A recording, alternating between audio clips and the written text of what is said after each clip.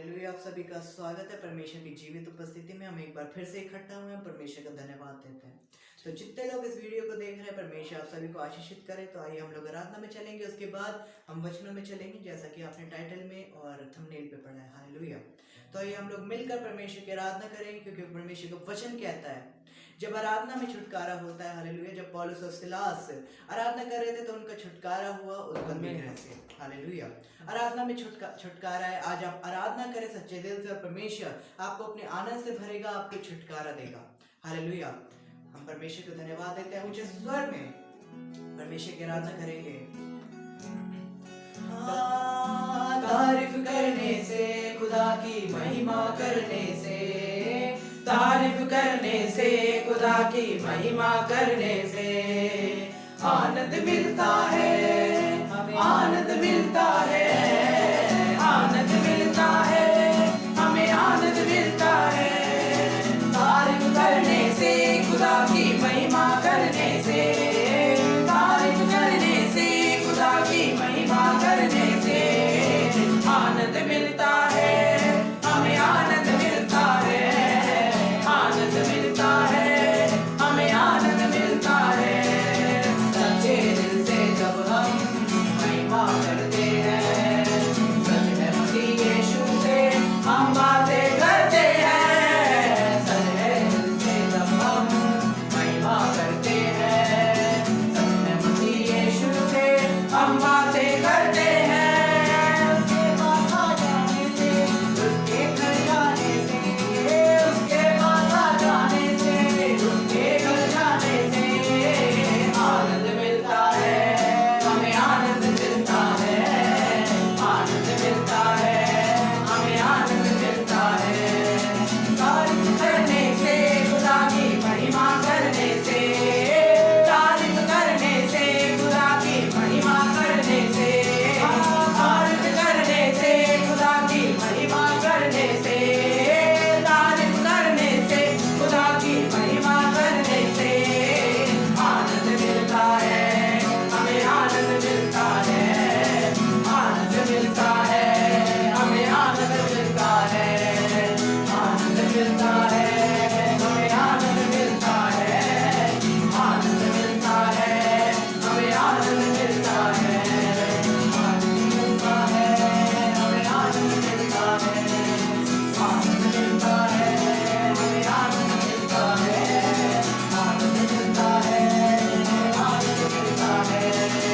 आनंद मिलता है, आनंद मिलता है, हमें आनंद मिलता है, आनंद मिलता है, हमें आनंद मिलता है, आनंद मिलता है, खुदा की महिमा करने से, तारीफ करने से, खुदा की महिमा करने से आनंद मिलता है, हमें आनंद मिलता है, आनंद मिलता है, हमें आनंद मिलता है, आनंद मिलता है, हमें आनंद मिलता है, आनंद मिलता है, हमें आनंद मिलता है।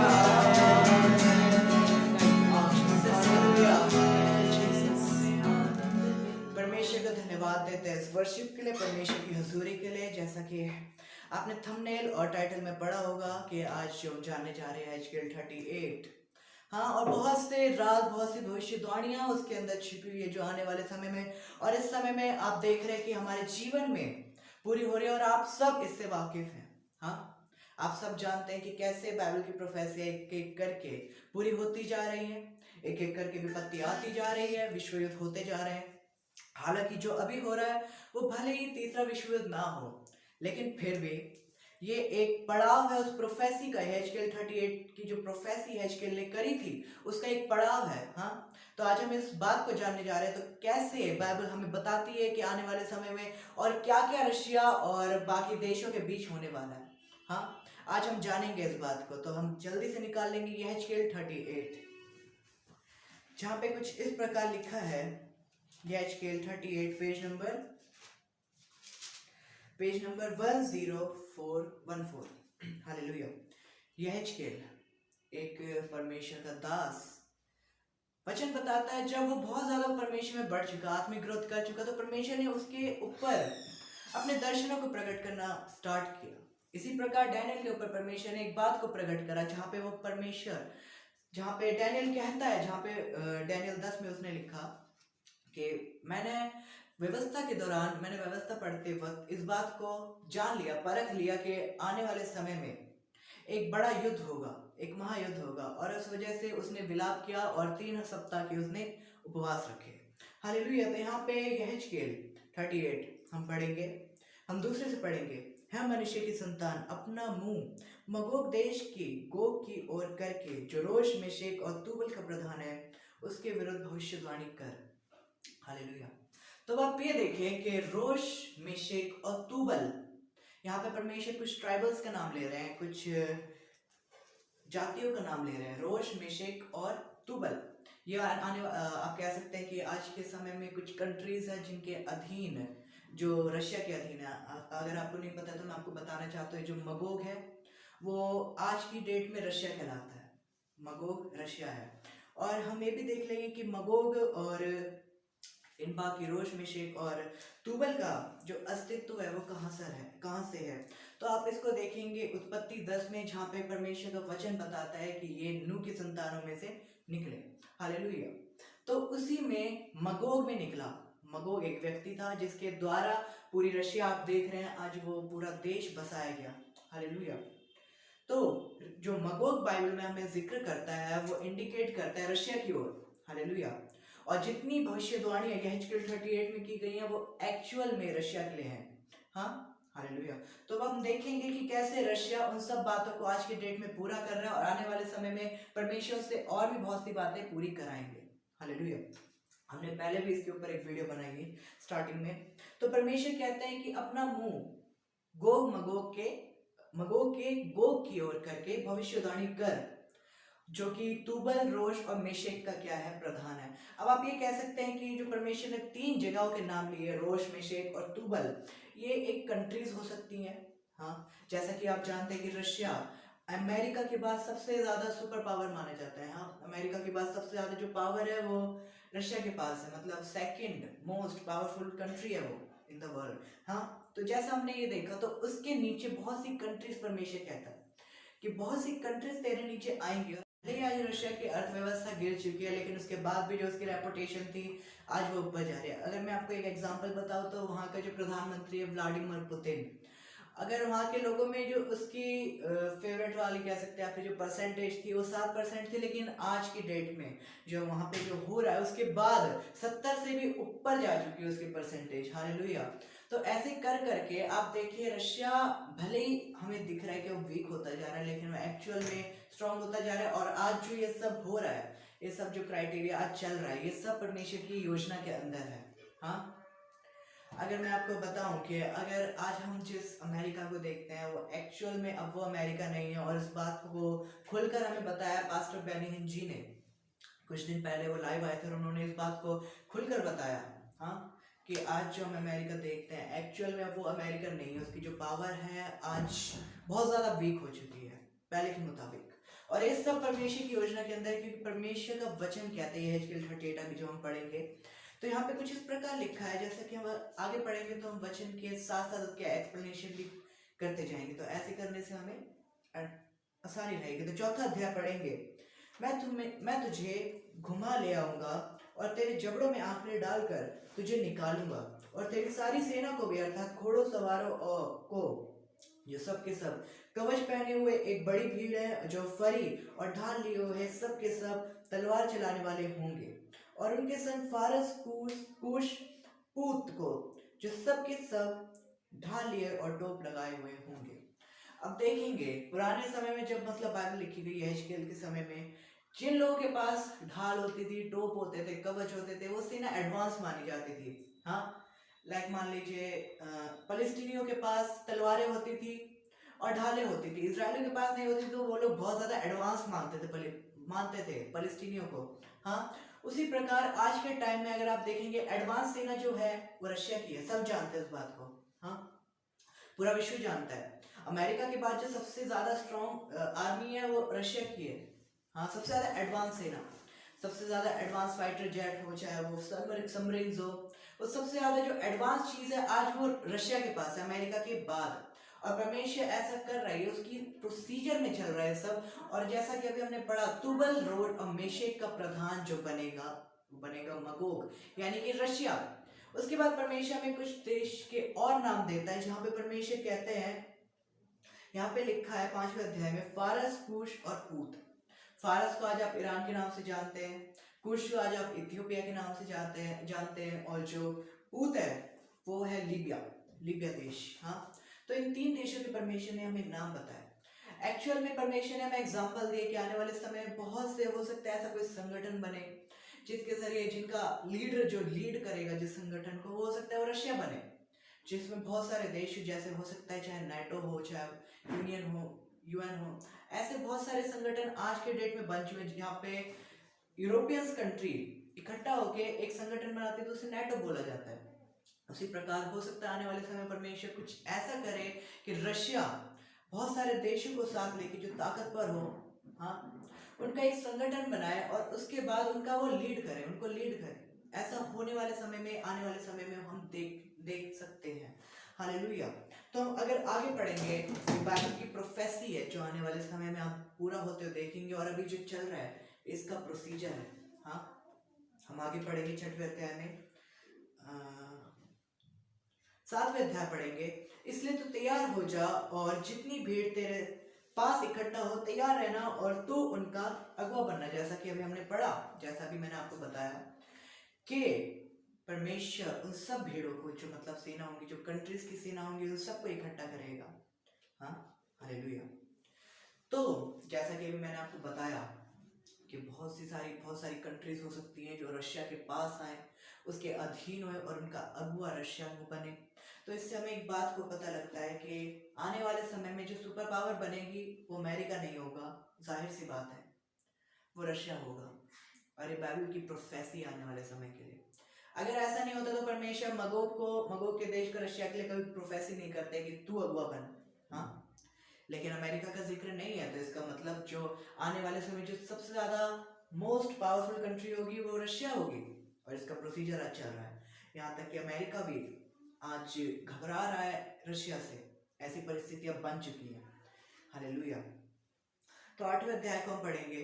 वह दिन बीतने पर तेरी स्तुति ली जाएगी, और अंत के वर्षों में तू उस देश में आएगा जो तलवार के वश से छुटा हुआ होगा, जिसके निवासी बहुत सी जातियों में से इकट्ठा होंगे, अर्थात तो इजराइल के पहाड़ों पर आएगा जो निरंतर उजाड़ रहे हैं, परंतु वह देश देश के लोगों के वश से छुड़ाए जाकर सब के सब निडर बसे रहेंगे। हालेलुया। तू चढ़ाई करेगा और आंधी के समान आएगा, और अपने सारे दलों और बहुत से देशों के लोगों समेत मेघ के समान देश पर छा जाएगा। यहाँ पे अगर परमेश्वर ने हमें बोला कि बहुत से लोग होंगे जो छुड़ाए हुए रहकर उस देश में रहेंगे, तो वो और कोई देश नहीं, वो इजराइल देश है। हाँ, जो 8वें अध्याय में परमेश्वर ने बताया वो इजराइल देश है, और जैसा परमेश्वर ने बताया अगुवा बनने को परमेश्वर ने बोला और रशिया को बोला, तो जाहिर सी बात है कि आने वाले समय में ऐसी बहुत सी परिस्थितियां बन जाएंगी, और ऐसी बहुत सी परिस्थितियां आज की डेट में बन रही है। हाँ, कि रशिया को मजबूर होना पड़ेगा इजराइल के ऊपर हमला करने के लिए। हालेलुया। आप देख रहे हैं आज ऐसी परिस्थितियां बन रही है। अब जानते हैं कि नवंबर लास्ट में और दिसंबर के फर्स्ट वीक के आसपास परमेश्वर ने एक चीज बताई थी मुझे, मैंने आप लोगों को बताई थी, बहुत से लोगों को ये बात पता भी होगी, कि जहाँ पे परमेश्वर ने बताया था कि इस साल 2022 में बहुत सी कंट्रीज की अर्थव्यवस्था गिरेगी, बहुत सी बड़ी बड़ी कंपनीज गिरेंगी। हाँ, अब आप देखें, रशिया ने यूक्रेन के ऊपर इतने हमले करे कि नेटोस कंट्री ने और अमेरिका ने इतने प्रतिबंध लगाए कि मतलब जहाँ तक मैंने अभी सुबह पढ़ा तो वहाँ पे 5000 से ज्यादा प्रतिबंध रशिया के ऊपर लग चुके हैं।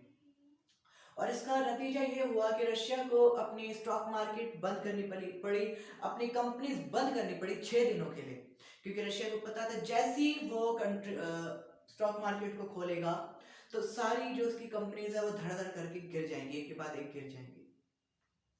हाँ, आज जो वहाँ की करेंसी है रूबल, वो मे बी 20% तक गिर चुकी है उसकी वैल्यू।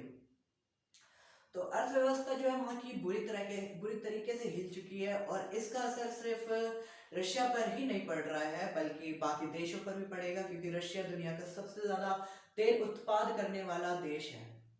अगर उसका अगर वो प्रतिबंध लगाता है अपने तेल उत्पादन पे, तो जाहिर सी बात है बहुत सी कंट्रीज पर इसका बहुत ज्यादा इफेक्ट पड़ेगा और बहुत सी कंट्रीज की अर्थव्यवस्था गिरेगी, उस पर इफेक्ट पड़ेगा। और जो आज प्रतिबंध रशिया पर लगाए गए हैं उसके द्वारा बाकी कंट्रीज की भी अर्थव्यवस्था हिलेगी, ये बात जाहिर है, चाहे वो नेटो कंट्रीज हो, चाहे वो कोई भी कंट्रीज क्यों ना हो। हालेलुया। तो ये सब जो है ये बाइबल की प्रोफेसी है जो परमेश्वर में बताते हैं। अब जब आप देखेंगे ये भी परमेश्वर की एक इच्छा है, ये उसका एक प्रोसीजर है जो अभी चल रहा है कि रशिया की अर्थव्यवस्था गिराना। क्योंकि आप जानते हैं अगर तीसरा विश्व युद्ध जो होगा, या फिर आप कहें जब रशिया इजराइल के ऊपर हमला करेगा, तो उसकी एक वजह होगी, वो होगा रिसोर्स, पैसा। हम इसको आगे पढ़ेंगे। हालेलुया। तो हम पढ़ते हैं 10वें अध्याय से हम पढ़ेंगे। परमेश्वर यहोवा यूं कहता है, उस दिन तेरे मन में ऐसी ऐसी बातें आएंगी कि तू एक बुरी उक्ति भी निकालेगा और तू कहेगा, मैं बिन शहरपनाह के गांवों पर चढ़ाई करूंगा, मैं उन लोगों के पास जाऊंगा जो चैन से निडर रहते हैं, जो सब के सब बिना शहरपनाह और बिना बेड़ों और पल्लों के बसे हुए। 12वें अध्याय से हम ध्यान से पढ़ेंगे। ताकि छीन कर तू उन्हें लूटे और अपना हाथ उन खंडरों पर बढ़ाए जो फिर बसाए गए हैं। हालेलुया। 12वें अध्याय में हमने एक आयत को पढ़ा, हम दोबारा पढ़ेंगे। ताकि छीन कर तू उन्हें लूटे। हाँ, क्यों चढ़ाई करेगा? ताकि छीन कर रशिया इजराइलियों को लूटे। तो जैसा मैंने आपको बताया कि आने वाले समय में परमेश्वर ऐसी बहुत सी परिस्थितियां रूस के अंदर बना देगा कि उसे मजबूर होके रशिया के ऊपर, इजराइल के ऊपर चढ़ाई करनी पड़ेगी, उसे लूटने के लिए, क्योंकि रशिया के पास रिसोर्सेज कम रह जाएंगे। रिसोर्सेज तो होंगे लेकिन बहुत सी सारी जो इकोनॉमी होगी वो गिर चुकी होगी। और आपको पता ही है कि एशिया की सबसे बड़ी तेल उत्पादक या फिर गैस उत्पादक कंट्री में से इजराइल भी है। इजराइल के पास रिसोर्सेज की भरपूरी है, भले वो एक छोटा सा देश है, लेकिन हम जानते हैं कि ये भी प्रोफेटिक है, ये परमेश्वर की मर्जी के हिसाब से। हाँ, हालेलुया। हम आगे पढ़ेंगे 14वें अध्याय में। इस कारण है मनुष्य की संतान भविष्यवाणी करके कह, परमेश्वर यहोवा यूं कहता है, जिस समय मेरी प्रजा निडर बसी रहेगी, क्या तुझे इसका समाचार ना मिलेगा? तू उत्तर दिशा के दूर दूर के स्थानों से आएगा और तू तेरे साथ बहुत सी जातियों के लोग जो सब के सब घोड़ों पर चढ़े हुए होंगे, अर्थात एक बड़ी भीड़ और बलवंत सेना। यानी कि एक बड़ी सेना, और बड़ी सेना ही नहीं, ताकत पर, यानी कि एडवांस सेना। अगर मैं आपको आज की भाषा में बताऊं तो बाइबल का मतलब हमें यहेजकेल 38 का मतलब जो हमने अभी पढ़ा 15वें अध्याय का, एक एडवांस सेना को इजराइल के ऊपर चढ़ाई करने के लिए रशिया इकट्ठा करेगा। हालेलुया। जैसे बादल भूमि पर छा जाता है, वैसे तू मेरी प्रजा के इजराइल के देश पर ऐसे चढ़ाई करेगा। इसलिए है गो, अंत के दिनों में ऐसा ही होगा कि मैं तुझसे अपने देश पर इसलिए चढ़ाई करवाऊंगा कि जब मैं जातियों के देखते तेरे द्वारा अपने को पवित्र ठहराऊं, तब वह मुझे पहचान लेंगे। हालेलुया। तो ये भी परमेश्वर की एक प्रोसीजर है। जब परमेश्वर इजराइल देश के ऊपर चढ़ाई कराएंगे तो परमेश्वर हो सकता है कोई चिन्ह दिखाए, हो सकता है परमेश्वर उनके लिए खुद लड़े, जैसा परमेश्वर पिछले समय में लड़ते थे। अभी तो देखिए परमेश्वर की इच्छा है, परमेश्वर जो भी कुछ करना चाहे। हाँ, लेकिन इस सब के जरिए परमेश्वर एक बात को जरूर प्रकट करना चाहते हैं कि परमेश्वर अपने आप को लोगों के ऊपर जताना चाहते हैं कि परमेश्वर ही एकमात्र परमेश्वर, और उसको छोड़ और कोई परमेश्वर नहीं। हम एक बार 13वें अध्याय को और पढ़ लेंगे। शाबा और ददान के लोग और तरशीश के व्यापारी अपने देश के सब जवानों सिंहों समेत उससे कहेंगे, क्या तू लूटने को आता है? हालेलुया। जैसा कि हमने अभी पढ़ा कि रशिया जो चढ़ाई करेगा उसकी एक वजह होगी, हाँ, रिसोर्स, पैसा। हाँ, क्योंकि रशिया में इस सब चीज की कमी पड़ जाएगी, जैसा कि आज लेन देन रशिया के अंदर बंद हो चुका है बाकी कंट्रीज का। इस वजह से उसकी अर्थव्यवस्था आज हिल चुकी है। और इजराइल के पास काफी रिसोर्स है, काफी पैसा है, हाँ, इकोनॉमी अच्छी है। हो सकता है आने वाले समय में परमेश्वर ऐसी परिस्थिति बनाए, हो सकता है क्या ऐसा होगा, क्योंकि बाइबल की प्रोफेसी है। हालेलुया। जैसा कि अभी हमने पढ़ा 13वें अध्याय में लिखा है, क्या तू लूटने को आता है? हालेलुया। क्या तूने धन छीनने, सोना चांदी उठाने, पशु और अन्य संपत्ति ले जाने और बड़ी लूट अपना लेने को अपनी भीड़ इकट्ठा की है। तो लोग उससे पूछेंगे, बाकी कंट्रीज के, इजराइल देश के और बाकी लोग पूछेंगे, एक दृष्टांत है वैसे जो आने वाले समय पूरा होता है, आप देखेंगे। हाँ, कि लोग कहेंगे क्या तू धन लूटने को आता है? हाँ, तो धन संपत्ति को लूटने के लिए आता है, और अपनी जो बलवंत सेना तू लाया है, क्या तू इसलिए लाया है? एक दृष्टांत है कि मतलब जो रशिया अपनी सेना को इकट्ठा करेगा, वो इजराइल देश के और बाकी मसीह देशों के धन को लूटने के लिए इकट्ठा करेगा। हालेलुया। तो भाइयों बहनों, जैसा कि आज हमने ये वचन सुना, इस वचन के पढ़े और सुने जाने पर आशीष हो। जितने लोग इस वीडियो को देख रहे, परमेश्वर आपके जीवन में आशीष को दे। हालेलुया। आपका जीवन परिवर्तित हो, मेरे दिल से प्रार्थना है, और मैं आपसे प्रार्थना करना और मैं परमेश्वर से प्रार्थना करता हूँ कि आपका जीवन परिवर्तित हो, क्योंकि परमेश्वर यीशु का आगमन बहुत ज्यादा निकट है। आप जानते हैं आज रशिया और यूक्रेन के अंदर क्या क्या हो रहा है। हाँ, आज यूक्रेनियंस को रशिया किस तरीके से इन्वेड कर रहा है, इन्वेंशन उनके ऊपर हो रहे हैं। हाँ, किस तरीके से उनके ऊपर हमला हो रहा है। तो यूक्रेन के लिए प्रार्थना करें, वहाँ के लोगों के लिए प्रार्थना करें कि परमेश्वर अपने पवित्र लोगों की सुरक्षा करे। कोई भी हथियार उनकी हानि के लिए उठाएगा उनके ऊपर सफल नहीं हो सकता। हाँ, परमेश्वर के लोगों के ऊपर कोई भी हथियार सफल नहीं होगा। हालेलुया। अब देख रहे हैं कि आज जो भी हो रहा है इस धरती पर, वो परमेश्वर की योजना के अंदर है, और ये सब अंत के दिनों के चिन्ह हैं। हालेलुया।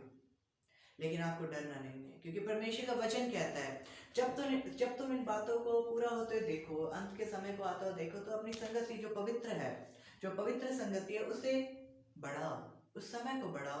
हाँ, प्रार्थना में लगे रहो, परमेश्वर में लगे रहो। तुम्हें डरने की जरूरत नहीं है, क्योंकि परमेश्वर का वचन कहता है तुम्हारा एक बाल भी बांका ना होने पाएगा। हालेलुया। क्योंकि हमारा उद्धारकर्ता कौन है? प्रभु यीशु मसीह। हालेलुया। वो बहुत जल्द आ रहा है और आपको लेके जाने वाला है। बस उसमें बने रहो, खड़े रहो, और सच्ची में आनंद की और एक बहुत बड़ा सुसमाचार है, शुभ समाचार आप कह सकते हैं। हालेलुया। गुड न्यूज कि प्रभु यीशु मसीह हमें लेने आ रहा है, और ये सब जो बातें हो रही आज हम जानते हैं ये हमारे लिए एक आनंद की बात है। हाँ, क्योंकि यीशु मसीह के आने का हम संकेत देख रहे हैं। भले आज दुनिया पर परमेश्वर का वचन कहता है राज्य राज्य के लोगों पर घोर अंधकार होगा, लेकिन पर तेरे ऊपर परमेश्वर का तेज उदय होगा। हालेलुया। यशायाह 60 में लिखा है। तो परमेश्वर तो आपके साथ है, बस उसमें बने रहे, खड़े रहे। परमेश्वर आपकी परिस्थिति को बदलने की सामर्थ रखता है, वो आ रहा है बहुत जल्द उद्धार करने।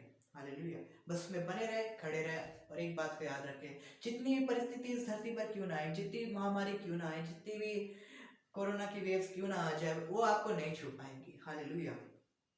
तो परमेश्वर को हम धन्यवाद करते हैं, और अगली बार हम दोबारा मिलेंगे परमेश्वर के जीवित वचन के साथ। अगर परमेश्वर की अगुवाई हुई तो हम बहुत जल्द मिलेंगे। हालेलुया। तो आप सभी को तब तक के लिए जय मसीह की। परमेश्वर आप सभी को शांति और अनुग्रह से परिपूर्ण करे। आमीन। जय मसीह की।